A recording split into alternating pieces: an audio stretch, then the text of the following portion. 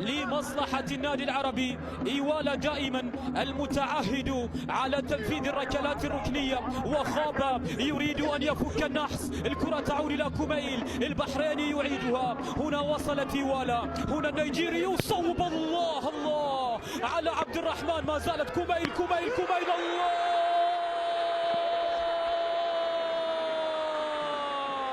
العربي يسجل الهدف الأول بواسطة كوميل الأسود.